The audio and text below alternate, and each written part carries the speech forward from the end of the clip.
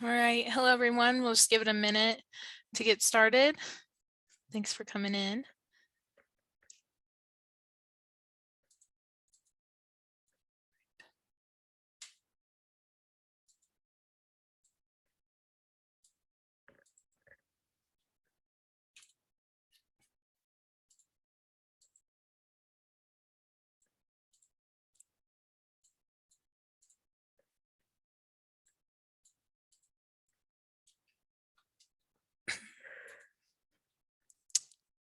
All right. So I think we can get going. Good morning, good afternoon, good evening, everyone. Thank you all for joining us for the conference session, Voices of Young Professionals in the Future of Environmental Peacebuilding, as everyone continues to come on in. My name is Amanda King, and I'm one of the outgoing co-chairs of the Environmental Peacebuilding Association's Young Professionals Interest Group. And so since its creation, the interest group has strived to provide a peer-led platform that supports and elevates young professionals entering or currently working in the field of environmental peacebuilding. And apart from my transitioning role at the association, I serve as a program associate for the Wilson Center's Environmental Change and Security Program. And for those of you unfamiliar with the Wilson Center, it is a nonpartisan foreign policy focused think tank in Washington, D.C. And the Environmental Change and Security Program has been working at the intersection of environmental change, security, peacebuilding, and foreign policy for the past almost 3 decades. So to set the stage for today's discussion, today's conversation, and as we heard during this morning's plenary session, if you're able to tune in, young people and often overlooked groups such as women and citizens of developing nations are critical components of peace building and resilience building solutions. They are highly aware of global issues, pathways for integrating peace building, and the impacts these have on overall human well-being. As Akim Wenman and Catriona Gourlay mentioned this morning, young people are reshaping the world they want to live in. Yet far too often, not enough weight is given to the voices of young people and those most affected by environmental changes. So today's discussion seeks to give weight to some of those voices and feature the perspectives of young professionals who are making their mark on the field of environmental peacebuilding now and setting the foundation for the future. So our speakers will share their personal and professional experiences and highlight the future they anticipate seeing for environmental peacebuilding research and practice. But before we get started, we wanted to take a moment and get to know you all. And so we have a poll set up just to know and let us know where you're joining us from and and how you are involved in environmental peace building. So I'm going to launch it.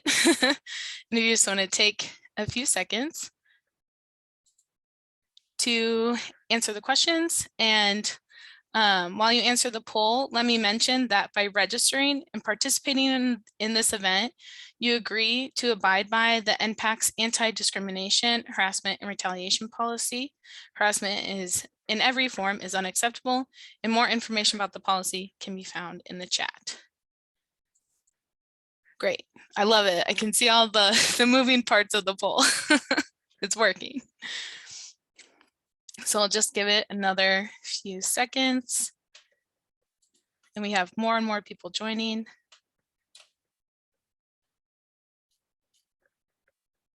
Great. Okay. So it looks like most people joining us are from Europe and North America. I'm not surprised Australia is not here because of time differences, or Asia, but the few people who are here, fantastic. And a lot of people are young professionals and interested listeners. So it's really great to have you all. Oh, and I can share the results. There we go.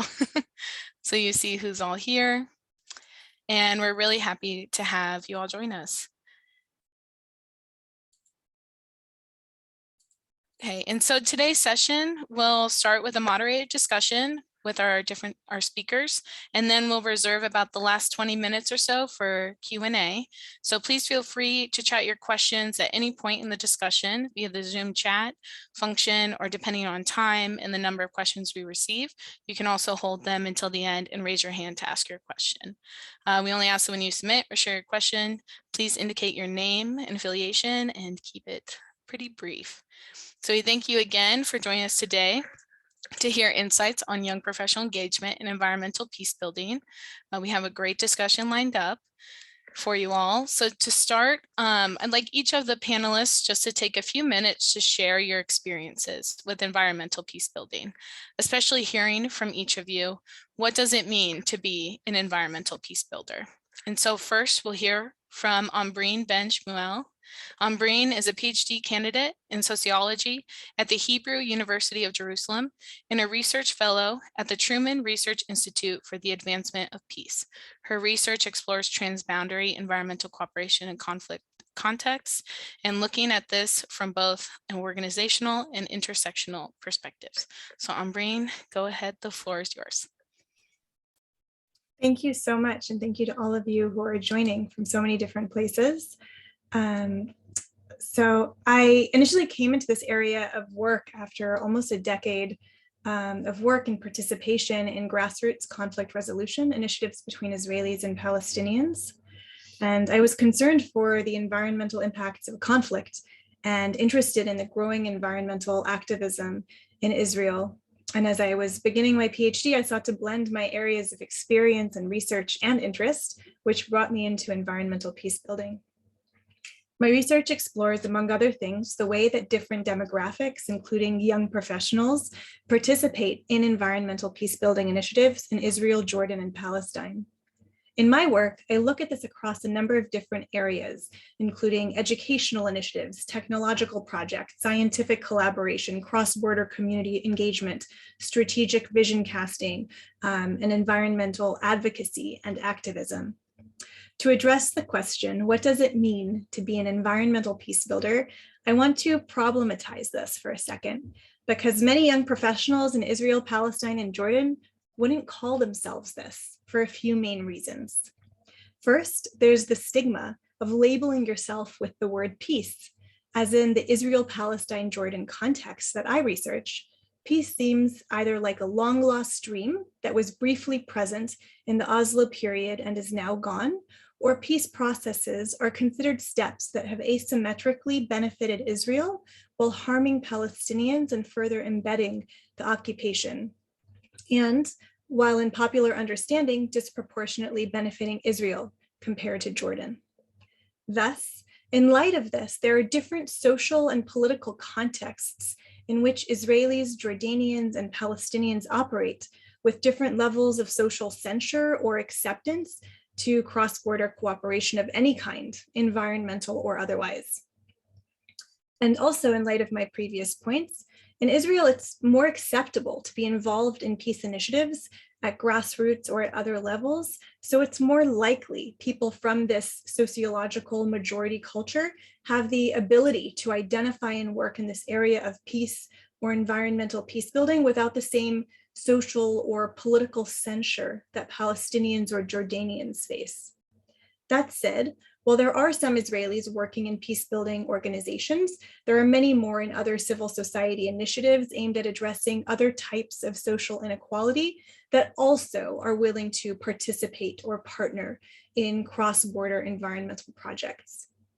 Then there are other Israelis and many Palestinians and Jordanians who are academics, scientists, engineers, resource management specialists, or activists, among others, who would never call themselves environmental peace builders or use the word peace to describe themselves or their work, but who deeply believe in the importance of cross-border environmental cooperation or who seek to engage in this to tangibly benefit their own people through this work. So this is a little bit of what I'm seeing in my context, looking at Israelis, Palestinians, and Jordanians. And I look forward to hearing from the rest of the panelists as well. Great. Thank you, Ambreen, and thank you for sharing a different perspective than what we might think of as an environmental peace builder. So I really like it and appreciate it and think it sets us off on a good footing for today's discussion. So next we'll hear from Julianne Schillinger. Julianne is a PhD candidate at the University of Twente in the Netherlands, working on local water management in areas of armed conflict in the Middle East. She holds a BSc in Environmental Sciences from the University of Freiburg in Germany and an MSc in International Land and Water Management from Wageningen, Never going to get that right. University in the Netherlands. Julianne is also the chair of the research working group with the World Youth Parliament for Water, which connects more than 100 young water researchers to facilitate research collaborations around the world. So Julianne, please go ahead and share with us your experiences and what it means to be an environmental peace builder. Thank you, Amanda. And I apologize for my university. everybody always struggles with it. Yeah, so from my side, I think I have a bit of a maybe the traditional background of an early environmental peace builder in that sense. Very similar to how the first generation of professionals that are now sort of the senior professionals in our field came to be. Which is that I started from this reasonably technical, environmental sciences and then hydrology perspective, as you mentioned. And then over time, first through my bachelor's and then slowly through my master's, sort of slid further and further into the direction of water politics, of transboundary resource management, and then eventually arrived with this PhD topic on water management in fragile and conflict affected settings.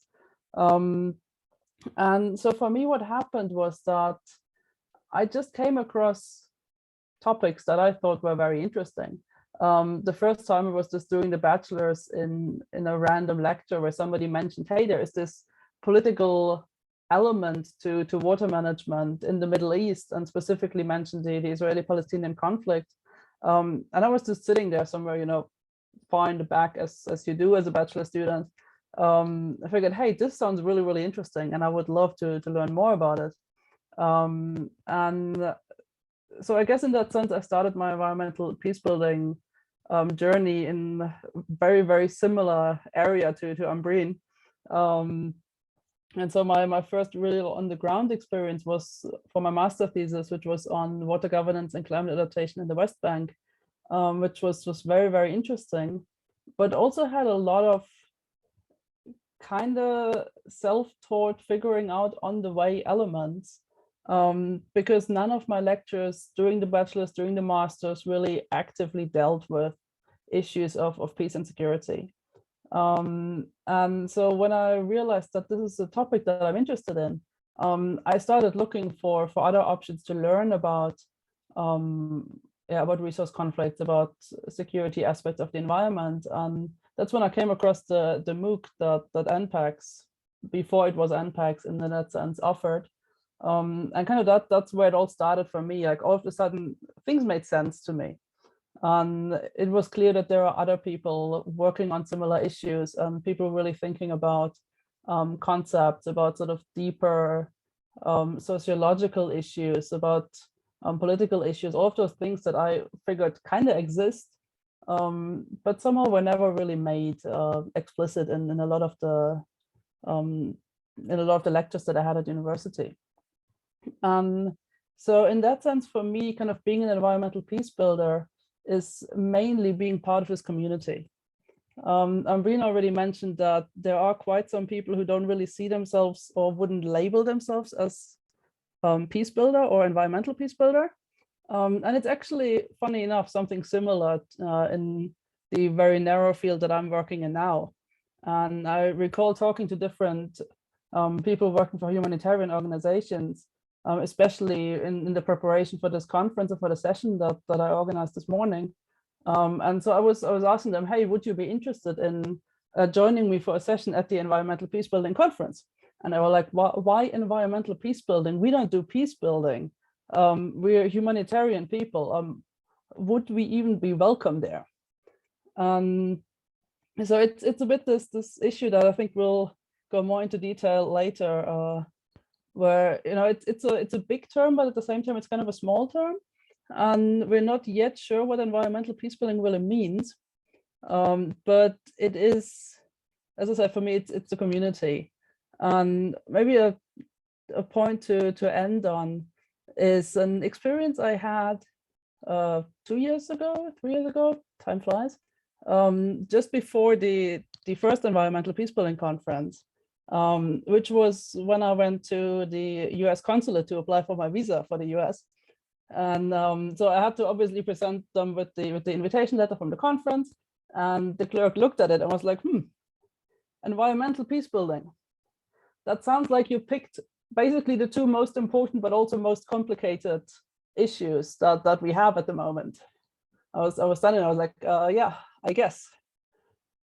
And so he looked at me and was like, well, good luck, here you go.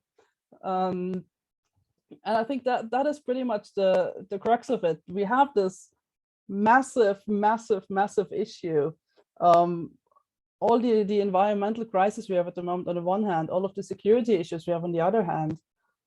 We need this big community to tackle it, and we need all of those different perspectives that this community brings together.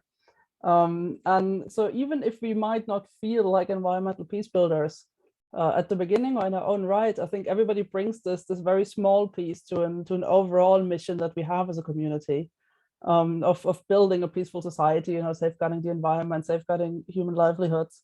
And it's always really nice to see all of these people coming together at events like today. And I think that is also something we can really see in this session and discuss a bit more in terms of how we want to move this massive community forward. That's great. Thank you, Julian. And yes, it's a big community and a bit overwhelming too when you're working on such complicated and complex topics. And yes, the MOOC course too is an excellent resource for those trying to grapple with what even we're looking at and getting a bit more of a footing. So it's a, yes, excellent thing to point to as well. So our next speaker is Ratia Tekanet. So Ratia is a climate and security consultant under UNDP's Crisis Bureau and the Global Policy Network. She has previously served at the Wilson Center's Environmental Change and Security Program and the United Nations Environment Program's headquarters in Nairobi. She holds a master's degree in global governance, politics, and security from the School of International Service at American University. So Ratia, go ahead and share with us your experience and what it means to you to be an environmental peace builder. Thanks so much, Amanda, for the introduction, and also to all the organizers of this event. I think unlike the first two speakers, I sort of came late into this field, and my experience pretty much mostly diving into environmental peace building was first during my graduate studies at SIS at AU. And this was through me reaching out to my advisor and my mentor about just the experience of working within the conflict space. I was interested in the intersection of environment fragility, conflict, and basically the relationship between environment and peace issues. And so I reached out to him, and he's the one who connected me first to Carl and who mentioned NPACs. And at that time, the conference was just about to happen, maybe in a span of a month. So I kind of jumped into that and then immersed myself in the literature around environmental peace building, just first trying to understand what on earth was environmental peace building. Like, I have worked within that space as separate entities, but not as it's just being combined into one thing. So to me, it took the personal initiative to get involved and try to figure it all out for myself as I was pursuing my graduate studies, which then led to working with professors at AU who were working in this space and taking additional courses just around conflict, peace building, and basically environmental peace building in the end. In terms of what it means to be a peace builder, I think this has been very shifting for me, coming from the academic field and then now transitioning back to the workforce. And it's striving to address both the direct and structural violence. It's also viewing environment as an opportunity for cooperation. Most of the time we see it as a point of conflict for communities. And so this dimension of cooperation, I think, is very critical for us. That also we can support conflict prevention, mitigation, resolution, and recovery. So less also on the recovery, but also more now channeling our efforts towards prevention a lot more. And it's about connecting those dots within these separate thematic areas that we're all working in. As we've already discussed, that it's very diverse, it's various components coming in together, different thematic areas. So it's connecting these dots and piecing this to sort of champion for a sustainable future. Thank you, Ratia. And yes, connecting the dots, and I'm excited to see how we keep growing and connecting those. I know we're going to talk about that more as we continue on. So we did have another speaker lined up, Topochukwu Anuna. I think she's having some issues connecting. So if she joins, we'll have her jump in and share her experiences. But thank you again, everyone, for sharing your experiences and laying the groundwork for what it means to be a peace builder and the complications around defining that. So to follow up on that, I'd like to hear from each of you, what are the challenges and opportunities you see that are available for young professionals in environmental peace building field? Ambreen, we'll start with you. Okay, thank you. And when Amanda invited me to speak on this panel, I told her I'd much rather talk about people I've researched than myself. And I think there are a lot of insights, I think, that can be gathered from that. And so if I reflect on my research, which includes many, many young professionals, and how Israeli, Palestinian, and Jordanian young professionals are participating in this work, there are a number of opportunities. I see Israeli young professionals taking an active role in pursuing careers in most of the categories I mentioned before: education, academia, the technical specializations in water or energy, scientific collaborations, getting engaged in nonprofit work, community-based initiatives, advocacy, activism, and more. For Jordanians and Palestinians who are working in this field, not just those who are participants in some sort of program, but those who are working in the field are for the most part coming in the more technical and scientific areas of environmental peace building, and they partner with Israelis around a specific project. International donors play a huge role in helping create incentives around regional, bilateral, or trilateral collaboration.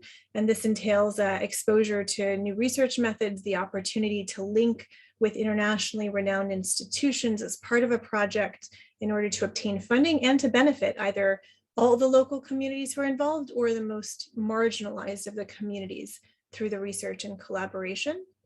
There are also challenges with the international donor structure and its impact on cross-border groups, but I don't think I'll go into that at the moment. And instead, I want to focus on one key challenge for some of the young professionals involved. And as I said before, for Jordanians and Palestinians, there's significant social, and in the case of Palestine, governmental pressure to refrain from any collaborative work with Israelis.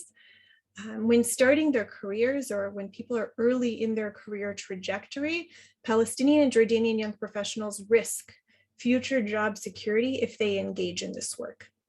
Even in countries like Jordan, where we have a peace agreement, young professionals, and especially women, can face key challenges, interrogations from police about their cross-border work, and to build their careers, they feel a lot of pressure to keep it secretive, to lie about what they're doing. And many of them don't feel comfortable even telling their Israeli counterparts the extent of the challenges that they're facing because they don't think they would understand it.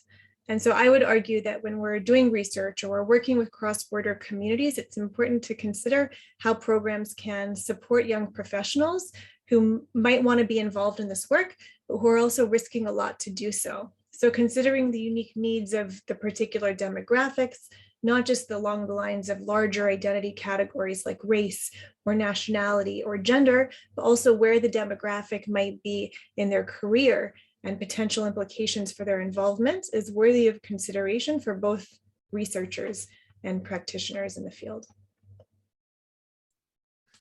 Thank you, Ambreen. That's great. Absolutely. Yes, all around.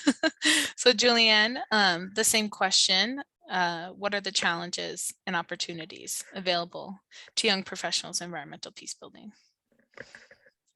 And I'm coming mostly from an academics perspective, sort of looking at research, looking at studying environmental peace building as far as that is possible.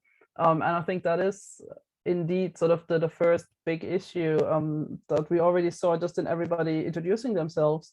Our backgrounds are all over the place. We all have very, very different sort of origin stories of how we first came in touch with this field. Sometimes it's, you know, the right professor at the right moment. Sometimes it's just very closely related to your own lived experiences, especially if you live in countries that are affected by insecurity, by environmental issues.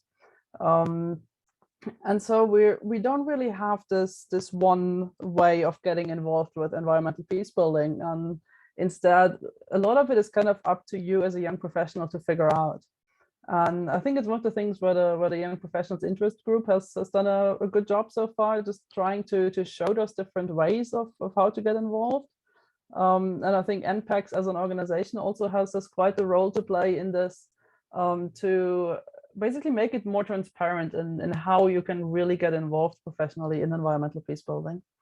And then the other point that is somewhat linked to it, specifically to research, is that because we're so interdisciplinary, it's really hard to know where to put your work, kind of. So where do you publish your papers? What kind of conferences do you submit to when it's not the actual environmental peace building conference, of course? But so it's very tricky to really figure out where you belong as a young researcher. And I think that is especially a problem for a lot of either students or young researchers in the Global South. I've had the pleasure to meet a lot of very, very dedicated, very motivated young researchers, especially a lot of women who live in settings of insecurity, who live in settings of environmental crisis, and they want to do something about that. They want to do research about it, and they do research. They do their master thesis, they do all kinds of other projects as research assistants. And I think as a community of practice, we've decided over the past couple of years that this kind of research is very, very important. We want to know from people on the ground. But at the same time, it's research that is never really used in an academic sense because it's not published in the way that sort of we as Western academia like to see research being published. So it's not in the kind of high impact factor journals because they are really hard to get into. You need to meet very, very specific Western academia standards. You need to be very comfortable writing about your work in English, which for a lot of people is, you know, a secondary language or third language. So it's really tricky to get published in a way that would give you options, especially to continue your academic career outside of your home countries or outside of countries in the Global South. And I think that is something that we as a field need to really look at and figure out how maybe also as NPEX, we can provide support for those young researchers and basically help elevate their work, because it can teach us so much about what is really happening and give us insights that, like, I as somebody sitting in the Netherlands could probably never get, because I will go in, I will do my field work, and I will leave again. And I don't have these lived experiences that can really inform your research in a way that makes it extremely valuable. That's a really great point, Julianne. And I know there's research that came out, I think last November or so, that said out of all the top climate publications, it was very, very, very much missing contributions from women and researchers from the Global South. So there's definitely a gap in informing what we really need to know about what's going on. So really great point that you brought up. So Ratia, I'll turn it over to you for the same question about what are the challenges and opportunities you see for young professionals in environmental peace building. I'll start with the opportunities because I think, to me, this is very important. It's trying to create these little spaces for us young people and see how we can sort of create a path for ourselves and others who are coming after us. And one thing about the nature of the field itself, like we have mentioned again, is their multidisciplinary nature. You know, there are a lot of opportunities for young people who are coming from both the environment and also from the conflict and peace building fields. And this can be a chance for us to create a career path where you see fits within your different thematic area. And forums like this, through NPACs as well, it can provide additional opportunities, either to partner through universities. We're seeing a lot more university students who are interested or getting involved in NPACs, which I think is critical for us to be able to grow our own community of practice of young people. Other things that we've mentioned, like those are okay.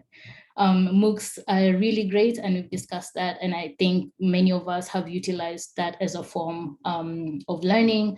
Other collaborative learning experiences, and tapping into various community of practice and interest groups like what NPACs has on forestry, on law, on young professionals. Those are great.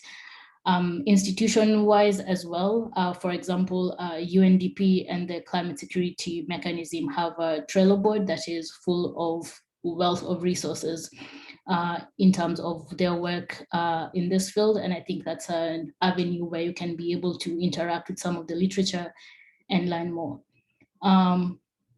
Also, unlike previous years where technology wasn't as great as we've seen it develop now, technology alone has opened up limitless possibilities. It's disrupting the normal, it's disrupting how we do things and how we are able to predict the future. And young people are driving technology in various parts of the world. So this is an avenue that we can use to be able to shape solutions, to join the call for, again, sustainable development and saving our planet, and in seeing the interconnectivity between actions and consequences in contributing to actions that support better productivity and resilience of people. Overall, I think also opportunities like this, being on Zoom or having young people on the table to represent different voices, be it from the global South, be it from rural areas, and then getting this to the ears of the people who are making the decisions, especially within the policy circles. I think that's great. And we can count on technology to sort of do this for us.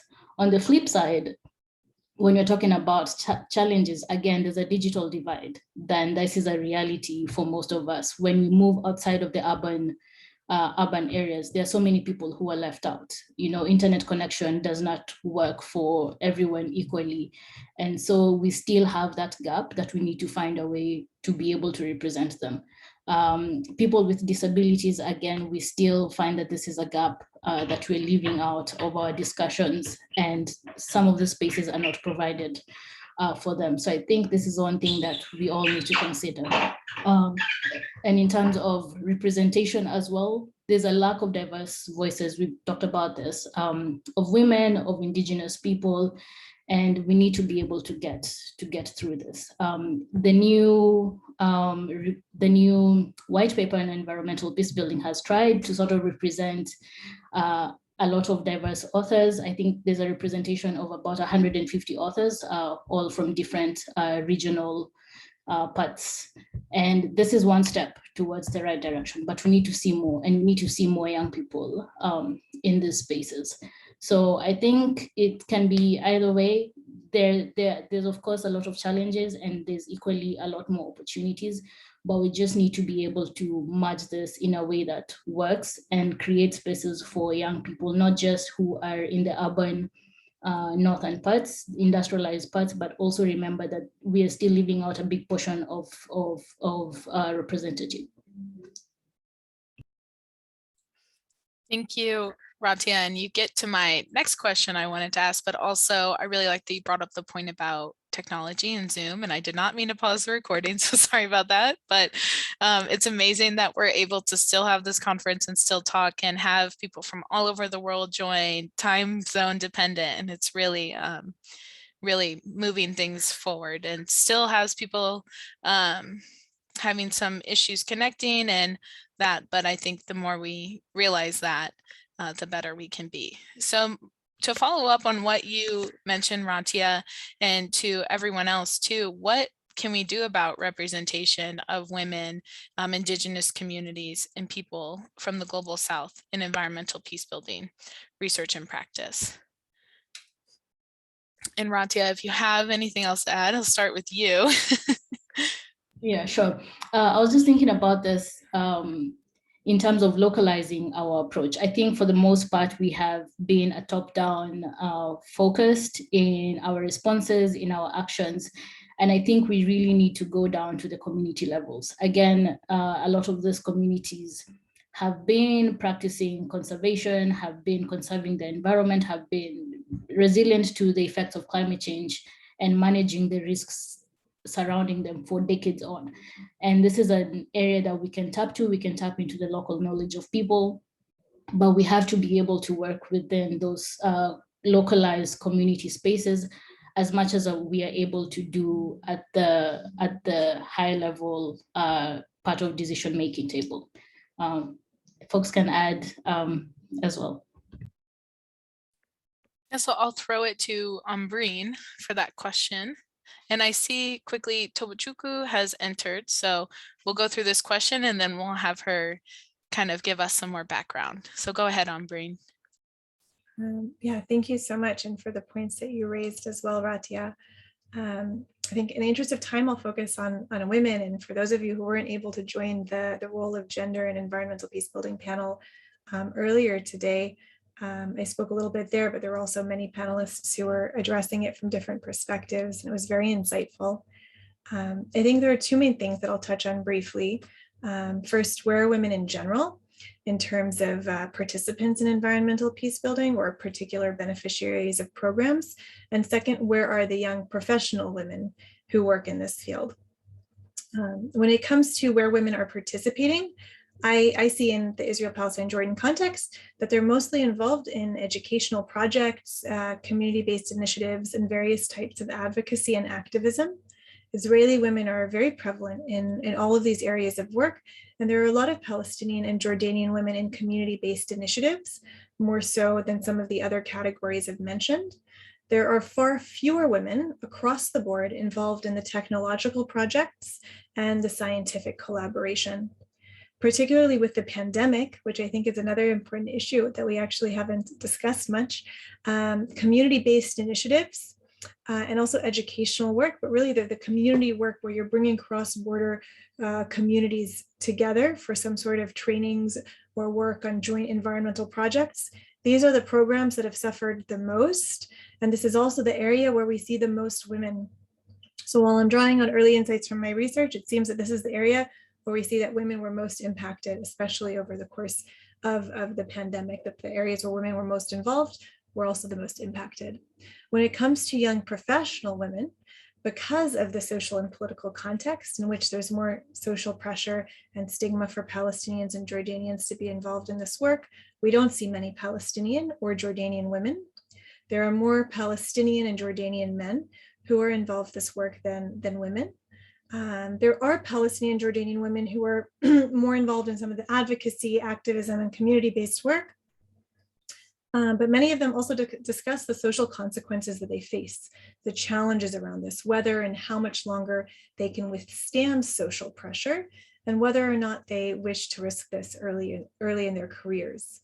And there are two key areas here. One, societal or security pressures against people engaged in this work in their own countries. And two, what some have noted is also a lack of understanding, support, or protection. What is the social cost of their involvement? And sometimes even, can I risk this as a mother with young children? So this has certainly come up through the course of my research. Great, thank you, Ambreen. Julianne, go ahead. I think a lot of very, very important points were already mentioned, so I'm going to keep it brief, I think. And maybe look at it more from a self-reflective perspective of, what do we need to do to make those spaces for representation. And Radia talked a lot about including local knowledge a lot more. And I think a key point for that, for us as, you know, the white industrialized country environmental peacebuilding professionals, I think we need to really make an active effort to broaden our horizon and our perspectives on what knowledge is, how knowledge is communicated, how it is recorded, documented.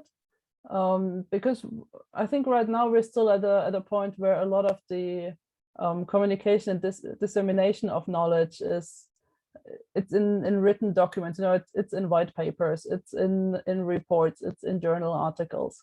And I think a big step forward already was this whole art project that came together with the white paper on environmental peacebuilding that we now had, just to acknowledge that there are other ways of expression, and they are just as valuable and they are just as important as what I write down in an academic paper. Yeah, very true, kind of grappling with how we can better expand that knowledge. And the art is absolutely beautiful in the white paper. So if anyone, I'll find the link to share it, but it's really beautiful and a really great addition to the overall attempt of having the white paper. So Julianne, I'll actually come back to you. So you have done a lot of work kind of at this intersection of, I know you've done a lot with water and looking in conflict settings, but I wanted to hear from you, how do we better improve that cross coordination within environmental peace building, but also with other sectors? And you mentioned it a little bit earlier too, like where do I publish? Where do I go to a conference? How do I get involved? So kind of those pathways, and hearing that from you. Sure. I mean, for the water sector specifically, it's kind of we love this notion of, you know, everything is connected to water, so we can basically go anywhere in a sense. But of course, you have to find people on the other side of that connection. And so something we did this morning in the session that we organized, which was specifically on water in conflict areas, was also just discussing on, you know, how can we connect better across different topics, across different sort of groups of organizations. Like, how can we connect research with practitioners on the ground? How can we connect local civil society with international organizations? How do we make this leap then to policy making, all while keeping in mind that there are all of these different topics. So it's an incredibly complex web of different actors of different topics. And from that discussion, and also from some of the discussions that happened in other sessions throughout the day, I think there are sort of three main important points that came out for me. One is just being open in the communication that we have, so being open to getting in touch with maybe unlikely allies in that sense, being willing to share information that we have, be willing to share data, and just try to make each other's life a little bit easier and see where it goes, and just see what happens when we connect different issues. Like in a lot of the academic areas, we love talking about nexus approaches to all kinds of intersections of topics, like the water food nexus, the energy water nexus, the energy water food nexus, if you want to put all three together. And there are certainly a million of those nexuses if you really want to look for them. But if we just keep a bit of an open mind of, hey, if we just put different sectors together, something cool could happen. I think we can actually get quite somewhere. And then the second part is appreciating the value that different perspectives can add. And that is something that we already talked about in terms of different social groups, different backgrounds. But indeed, it also just comes from different fields of whether it's research or whether it's just sort of the sectoral agriculture or conservation, all kinds of different professional backgrounds that add a specific, unique perspective that is very, very valuable, even when we're just talking about water in that sense. I think the third part is, while acknowledging and valuing all of these overlaps and trying to work with each other, we also need to be very patient for each other and realizing that sometimes processes are just different. And so that particularly came up this morning when we were talking about sort of how to better connect humanitarian action with research. And our colleague from the ICRC was talking about, you know, if you're in humanitarian action and something happens, you need to be fast, you need to be on the ground. Your first objective is saving lives. How do you square that with research, where sometimes you spend a year writing a paper and then you spend another 2 years seeing that paper through a review process? It's just on completely different timelines. And somehow we have to just make it work. That works with a lot of patience, that works with just keeping it going, even if maybe something doesn't happen as fast, or it has to happen fast but can't be as much in depth as we would like it to. And just try to collaborate on a longer term basis where there is room for different timelines. Thank you, Julianne. I like that. We just have to make it work. But that's a great call there.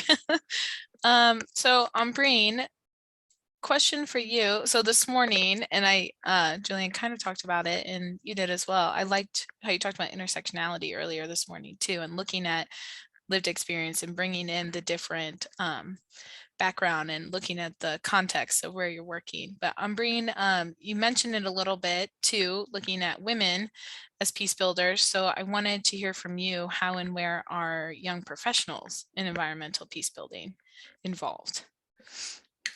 Okay, so I'll reflect on this not just for women, but for women. Oh, okay, yeah. And men.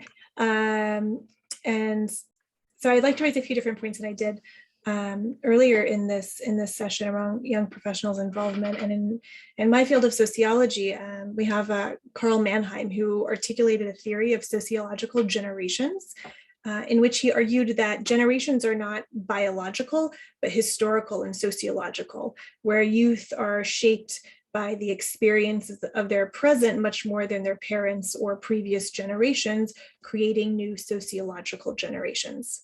So in the context where I'm living and studying, Israelis, Palestinians, and Jordanian youth and many young professionals have come of age in a disintegrating or post-Oslo period shaped by disenchantment with peace processes and marked by violence and escalations and conflict.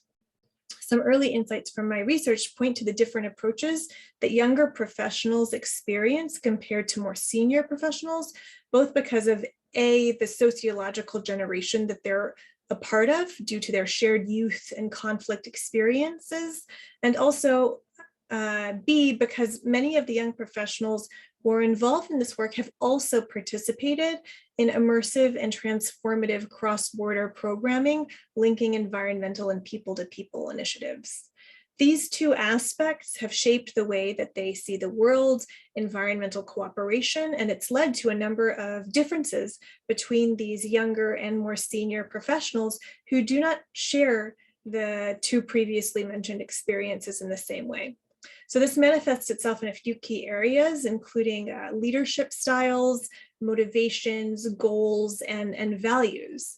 And so I see young professionals seeking more participatory processes and leadership methods characterized by equal power sharing, starting initiatives with two co-directors, an Israeli and a Jordanian, or an Israeli and Palestinian, or with great awareness and sensitivity to intersectional representation.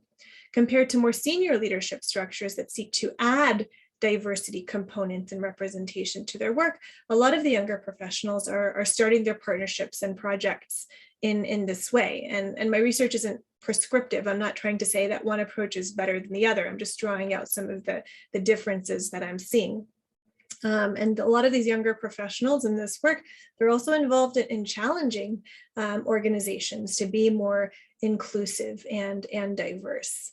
And I could say more, but maybe I'll stop there so we can also hear from our additional panelist who's joined us recently. And maybe I'll say more later on.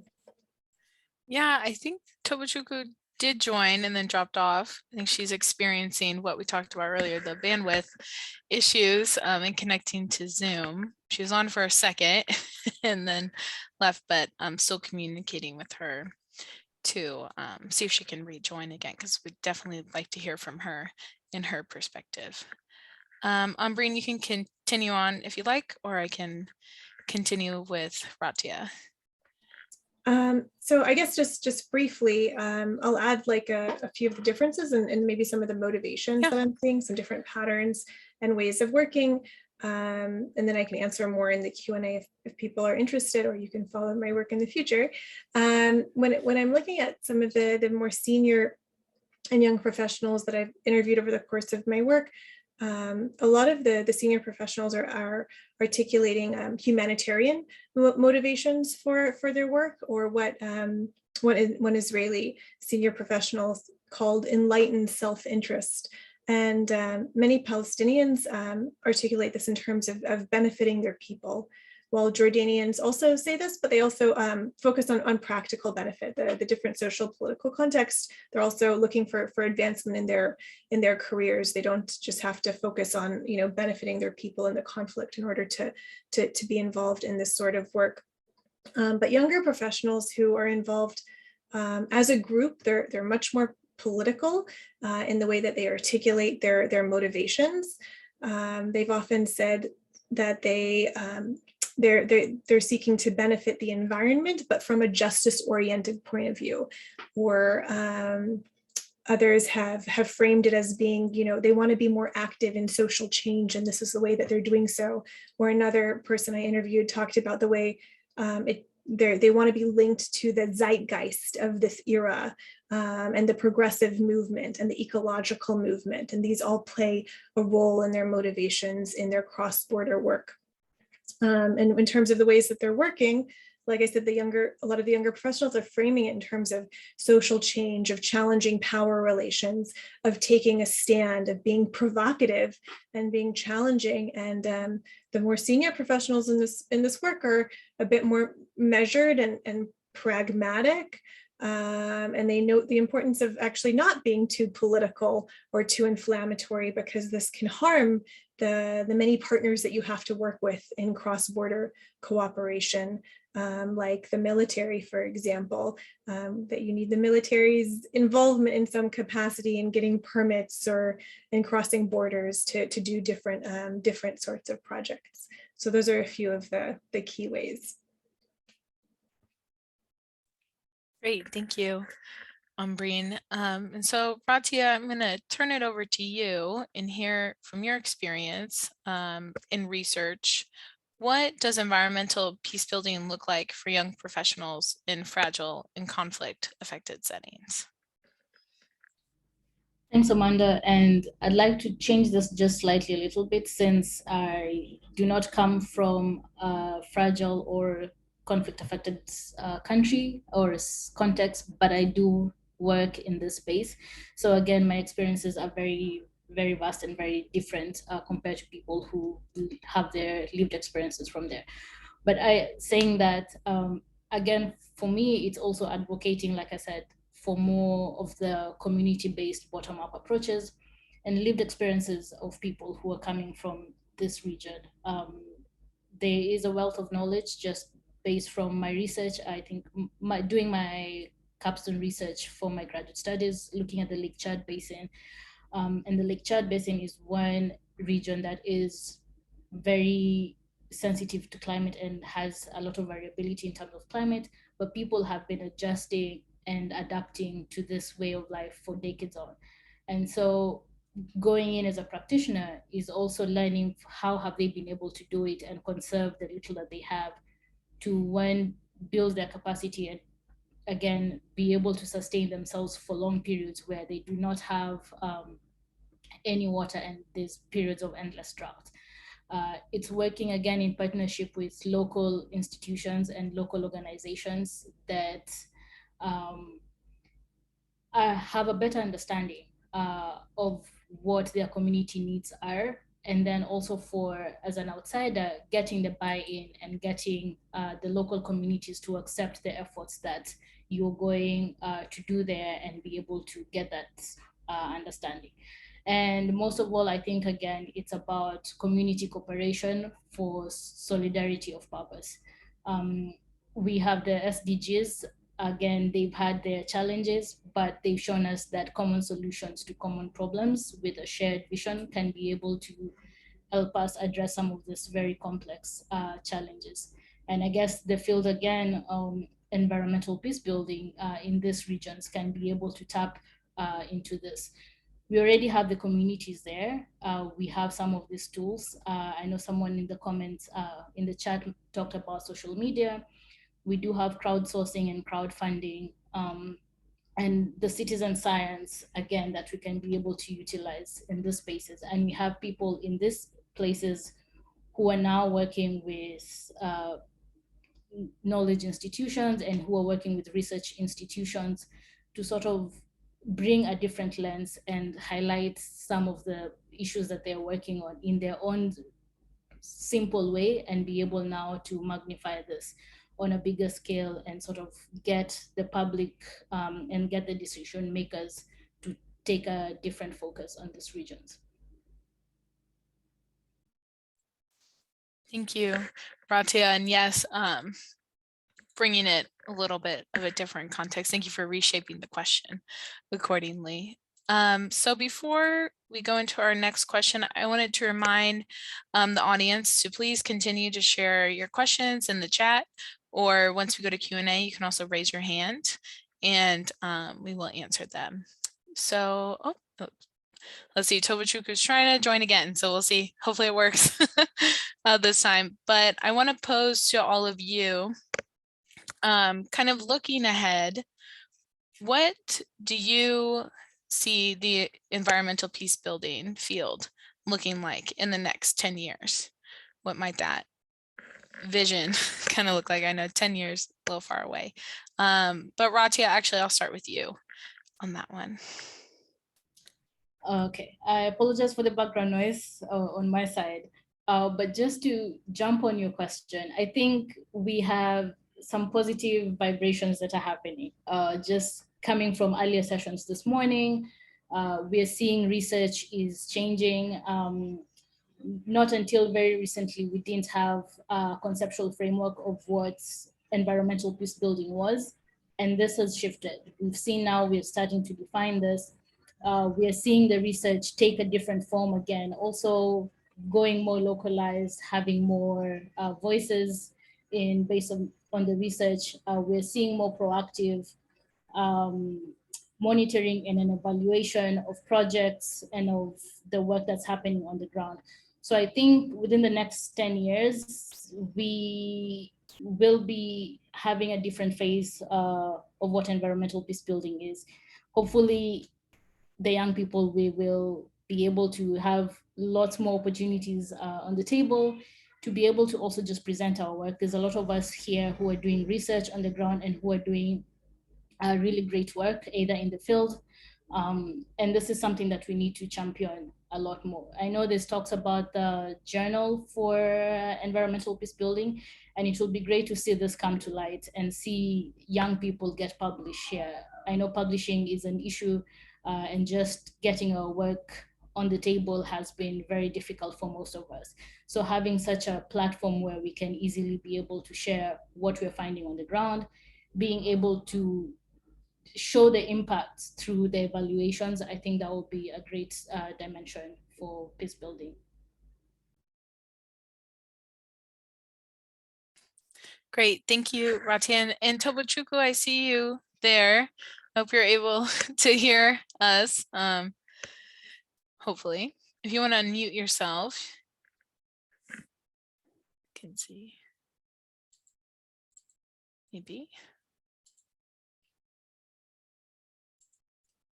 Let's see if she can hear. Okay, maybe we will give it a minute, but while we wait for her to connect. Ambreen, the question to you, what do you envision for the next, what environmental peace building will look like in the next 10 years? Yeah, it's such a great question, and it's such an interdisciplinary field. And in some sense, I hope it remains interdisciplinary. I hope it stays, some people have even asked me the questions like about, is there a program, where they can study environmental peace building at my university? And there isn't.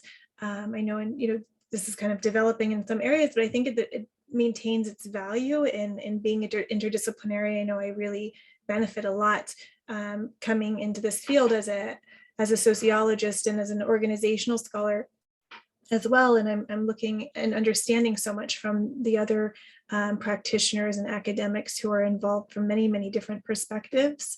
And I think I hope to see the Environmental Peacebuilding Association grow. I think it's a very unique platform in the way that it links practitioners and academics together.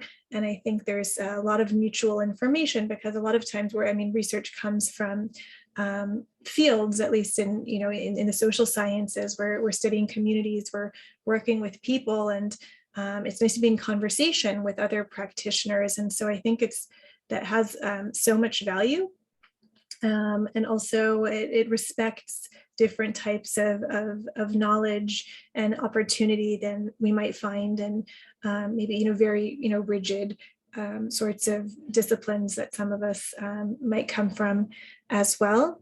And I think it also has the opportunity to provide institutional support or frameworks into which young professionals can tap into, because I know, even social media, we talked about how can we leverage social media, how people are using social media. Well, in our context, for example, many Palestinians and Jordanians who get involved in cross-border cooperation want it to be very secretive, or they don't want to be in any photographs or publications. Even they'd be very careful. And when there's an umbrella institution involved, it's easy to have some sort of deniability. We're not working with Israelis, we're working with this well-known institution. And so I think these overarching frameworks that are welcoming different perspectives and groups can also provide a safe space for communities in conflict to engage together in different ways. And so I think there's great potential. And it's amazing to see just how much the association has grown in such a short time. And I'm very much looking forward to seeing it grow in the years to come as well. Great, thank you.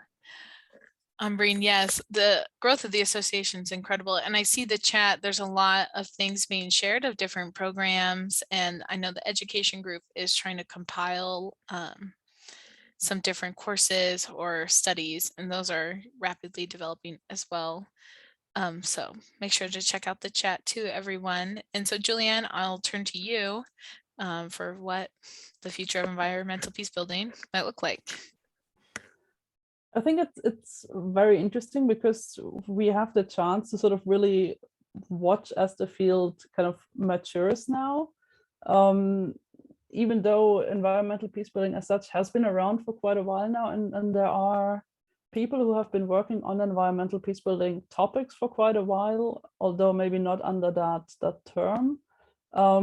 There's still a lot of kind of figuring out what we want to be. And I think that is going to mature quite a bit over the next 10 years, especially with sort of this new generation of young professionals coming in with new ideas, but also with, I think, with new demands towards the field to say, okay, hey, these are things we should talk about and we should think about. And I think representation is a very, very big issue that we are already actively pushing. I think the same as everybody else that has already spoken, that we manage to maintain this flexibility and this inclusivity as a field, to say, if you feel like you're working on environmental peace building, you are welcome to this community. At the same time, sooner or later, as we're maturing as a field, we will have to put more attention to just really developing some sort of a common language.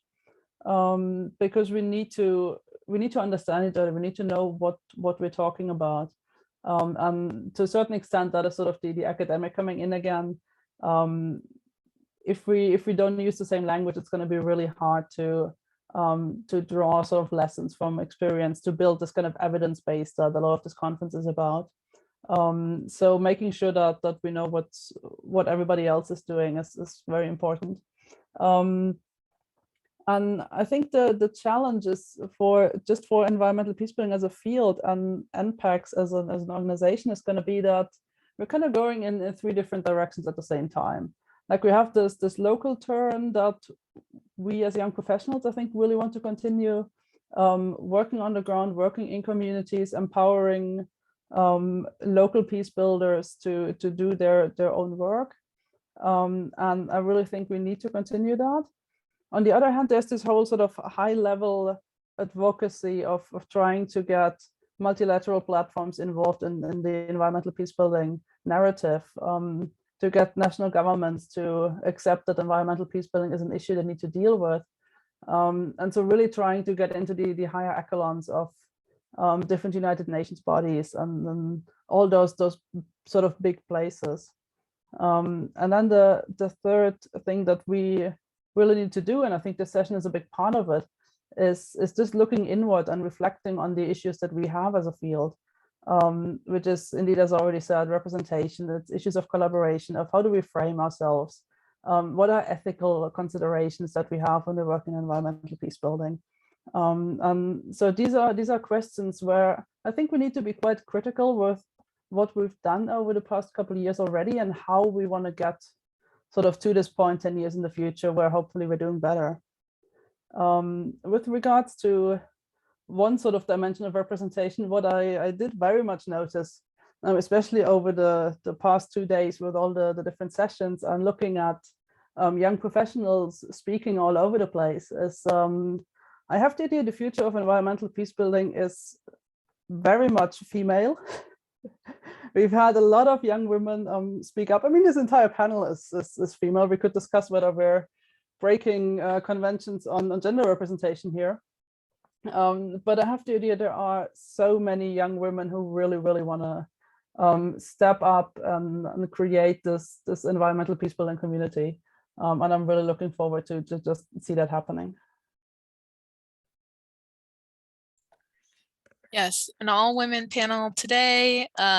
Every co-chair of the Young Professionals Group has been a woman too. It's definitely an interest that trying to build up the association and definitely part of the future of it.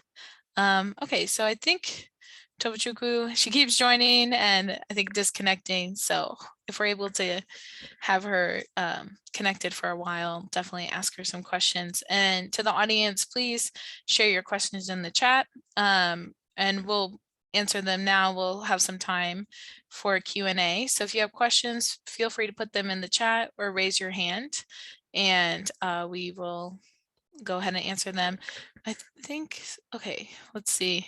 Tobuchukwu, are you able to unmute? We'll try this. Maybe.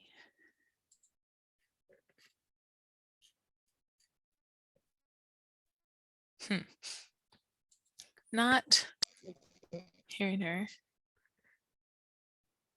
No, not able to hear you. Maybe you can turn off your video too, if that's taking up bandwidth.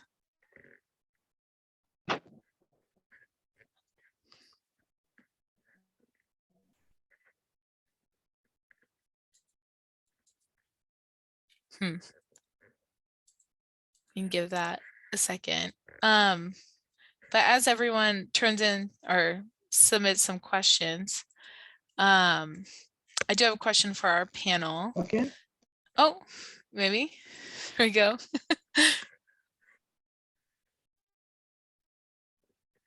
Go ahead, Tobuchukwu.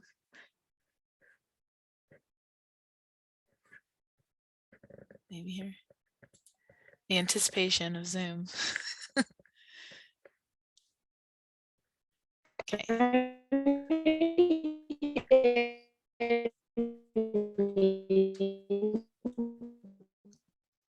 Oh, it's a very spotty, your sound. So definitely keep trying.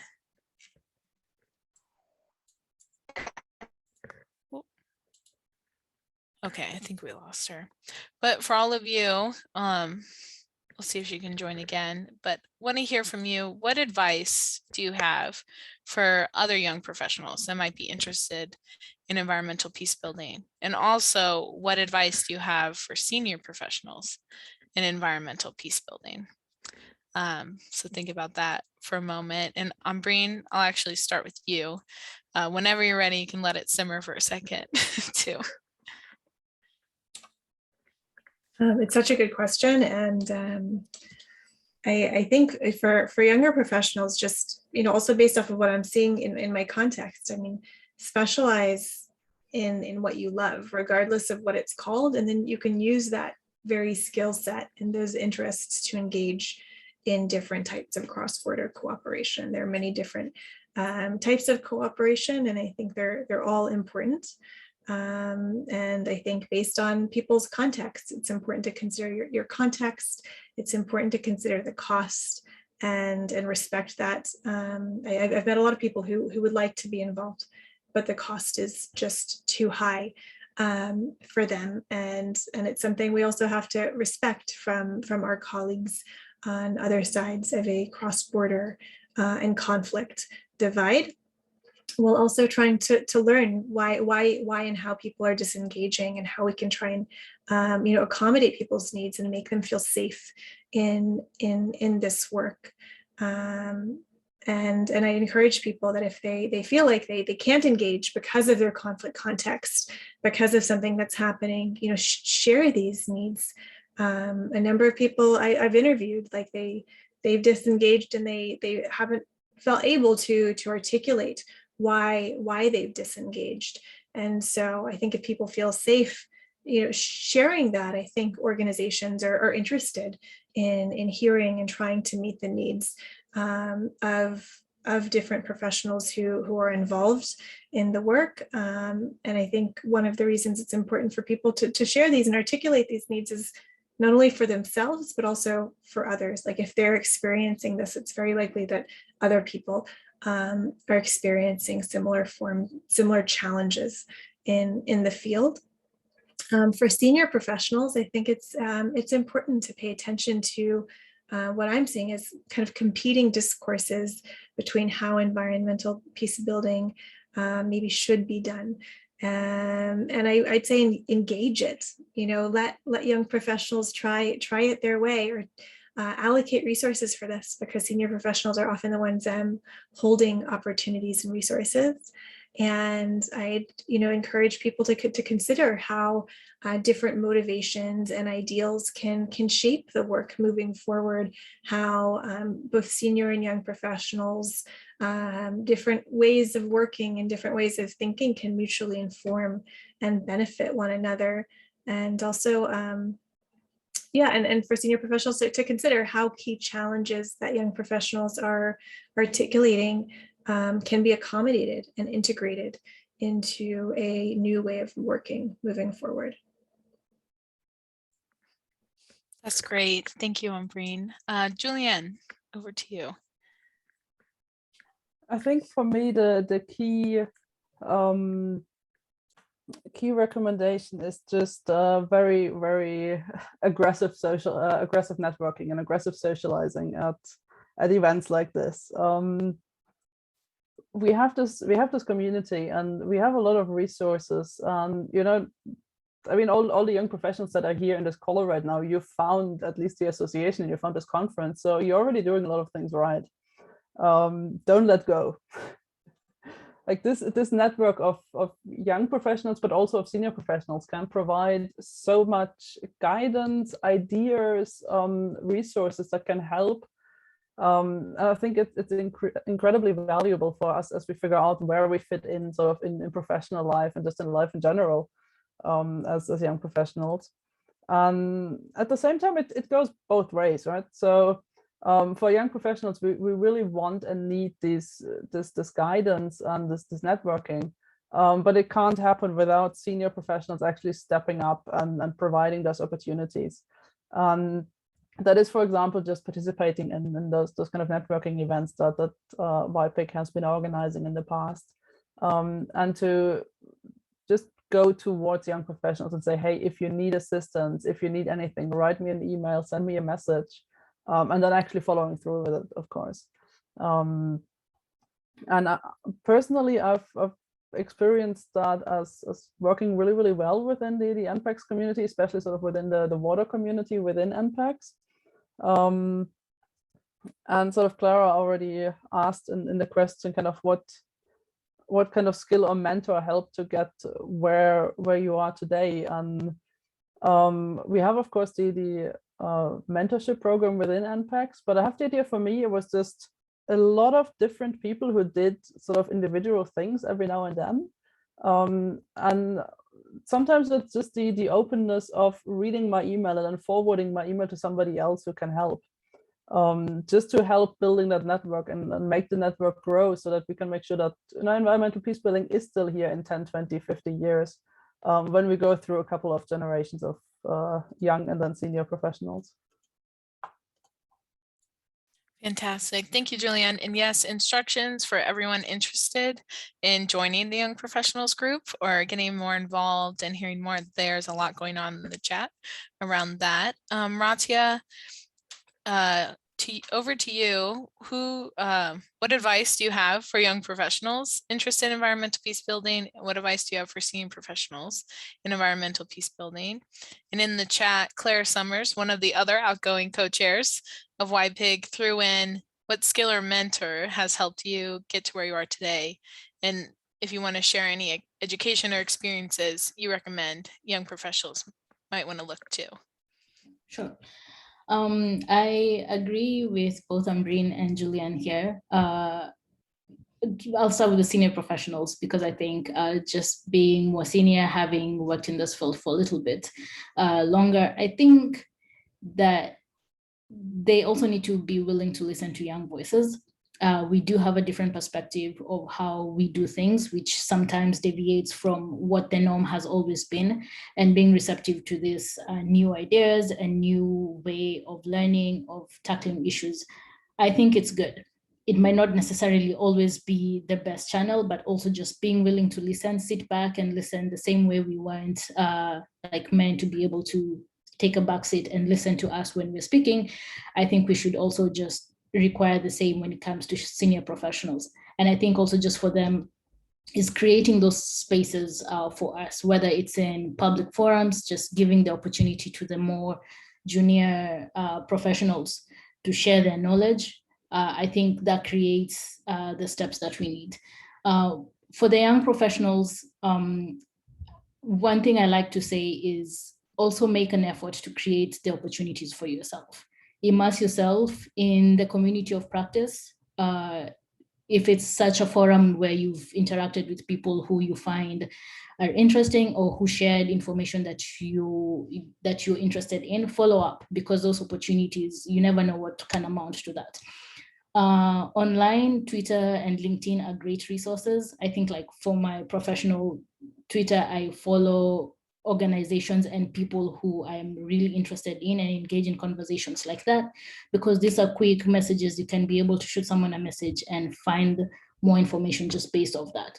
And again, is finding mentors who are working in this space who you can be able to collaborate on projects. And this ties to the question that Clara asked earlier, is about mentors. I'm very big on mentors, and I think my graduate school AU advisor, I pretty much name drop him everywhere I go because he has been one consistent person throughout my graduate studies and even now in my professional life, that who I made sure to stick around and pretty much champion and be able to work with. And this has helped me grow immensely just from learning from his publications, learning from his forums when he's speaking, and then just being able to collaborate with him. I think that made a whole lot of difference for me. And I think it's a great opportunity when you find such a mentor and you're able to work with consistently.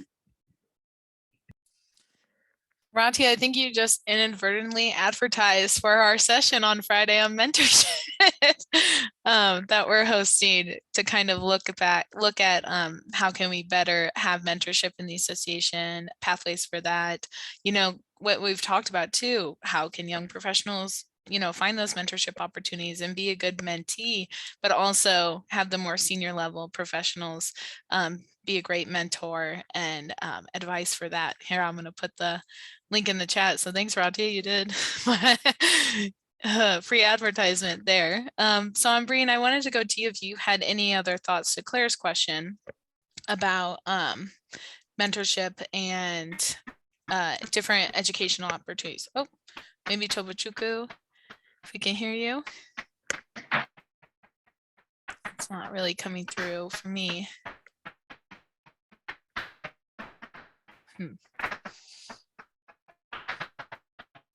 No, I don't think so.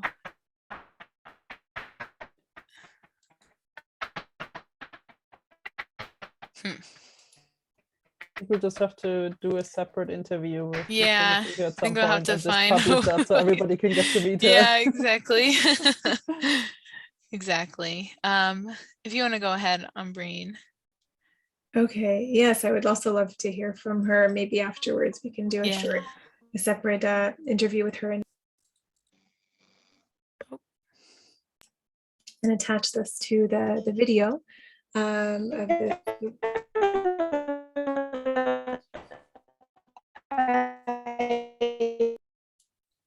Oh, we lost her, yeah? we lost her again. Yeah. Okay. So go ahead, Ambreen.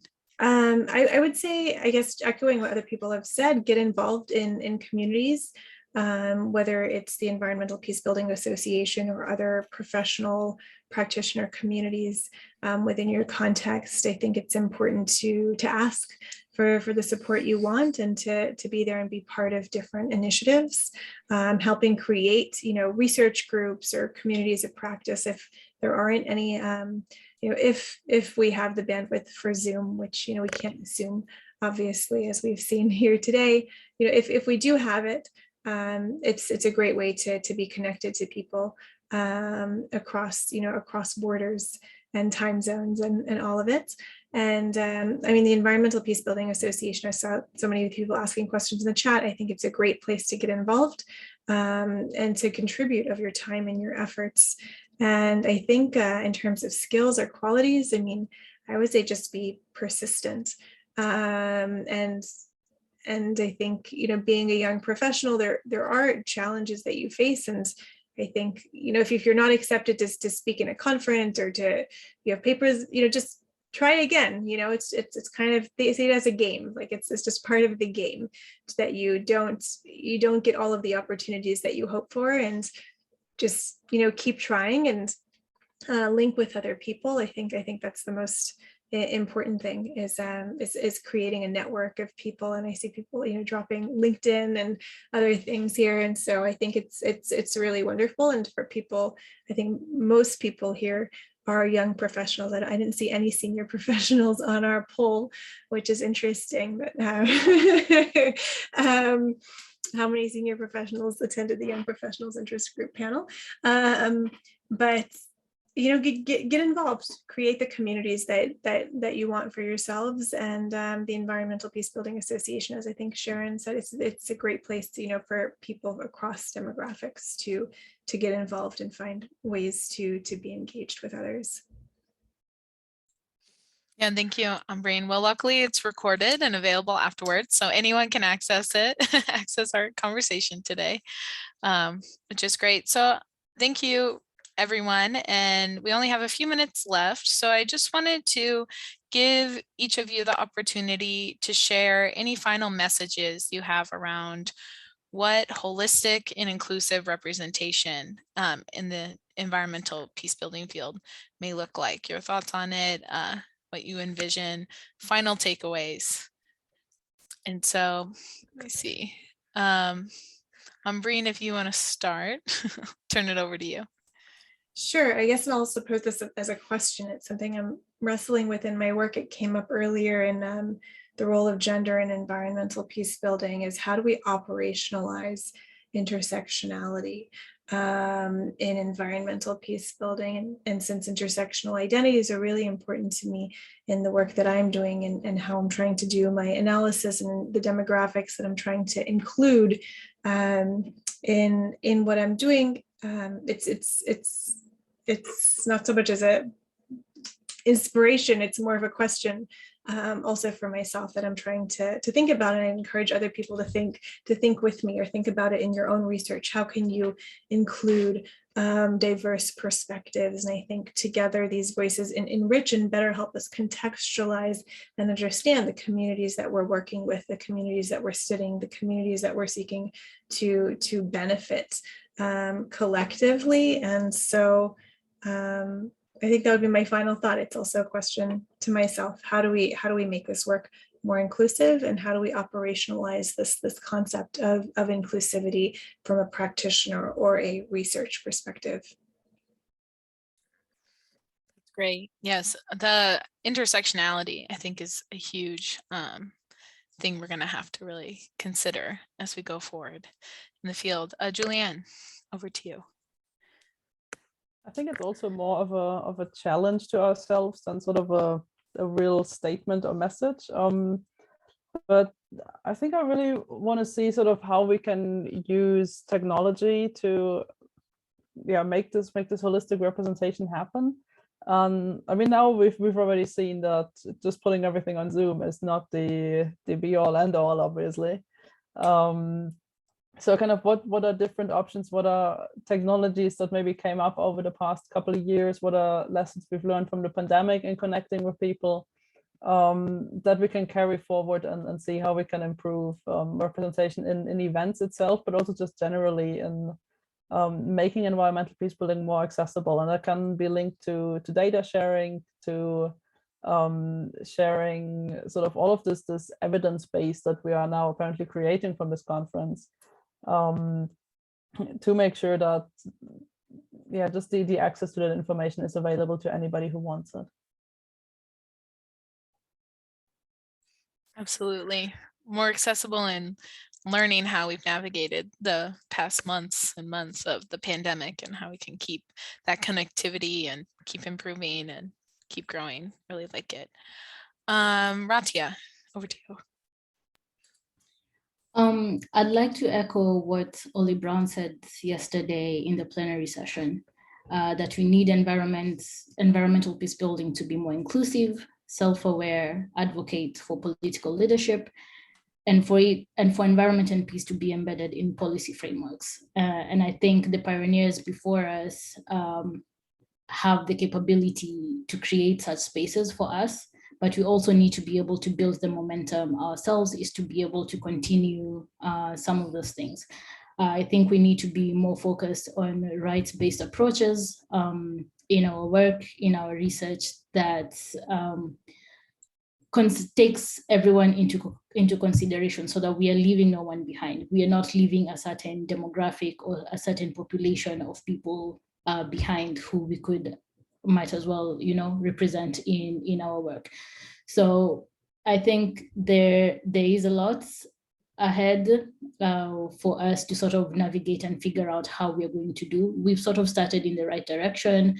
We are starting to shift our mentality and our research alone, just in terms of where we are doing the research. The publications we are seeing now, environmental peace building, are completely shifting, prioritizing things that we did not do maybe 3, 4, 5 years ago, and this is a good shift. So just building on this momentum and creating the spaces that are really, really inclusive, not to just certain groups, but to everyone, I think is a great place to start. Yeah, that's awesome, Ratia. And so we have one quick question. I think we can have like a minute.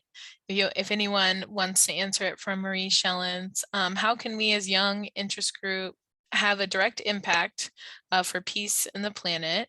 Are there any hands-on initiatives we can initiate in our worldwide network for positive impact? If you have any thoughts on that, wanna rapid fire any responses, but also Pivy, love that. I know Kelly Bridges is the young professional representative on the board, and Yep, there she is in the chat. Yep.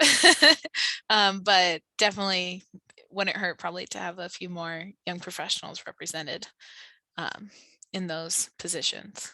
That's great. If either of you have responses to the question, go ahead and unmute yourself. Yes, normal seats as well. No, Ambreen or Julianne or Ratia. I guess just very briefly, I would say, I think it's really important to be involved in our local contexts and then use the opportunity to be parts of these international networks to share what we're learning, what we're struggling with. I think that's the most practical and important thing we can do is stay local where we can be most effective, and then think big with other people who are doing local things. Yeah, I would very much echo that. To me, the young professionals interest group is kind of not as much an active group that, you know, goes out and does projects and then has its own initiatives sort of outside of what we're doing within NPACs. But it's mostly a kind of support network for people who are active in their own communities, who are running their own projects, to help us just get in touch with each other and exchange our experiences. And then hopefully that can have enough of an impact that we are happy with ourselves. Yeah, that's great.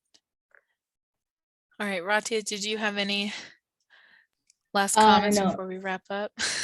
I think I agree with both Ambreen and Julianne here. I think it's a great avenue to showcase our work, but then with the new year and the new co-chair starting, it would be great to see the direction that they also steer this group. And also we are here, all of us, to support and do as better and as much as we can. And like, as Lujala is saying, being able for us to run for the normal seats, I think that would be great, so that we're not just seeing ourselves as the young professionals who only deserve to be in this one space, but we can also break out of this boxes that we are in and make a difference as well. Yeah, I like it. Normal seats, not just a young professionals position on the board. I like that a lot. So thank you, everyone. We are at time, a little over. So thank you, Ambreen, Julianne, and Ratia for all of your comments, all of your insights. It was a fantastic discussion. I'm so glad we were able to have it and hear from you all. So in case anyone missed it or wants to share what we talked about today, it'll be recorded and available on YouTube in the next few days. And keep a lookout for other sessions. I know tomorrow there's the awards plenary, which has 2 young professional awards, one for paper and one for young professional contribution to the Environmental Peacebuilding Association. So that should be really exciting to tune into and celebrate the growing association. So with all of that, I really hope you enjoy the rest of your conference, and thank you so much for joining us today.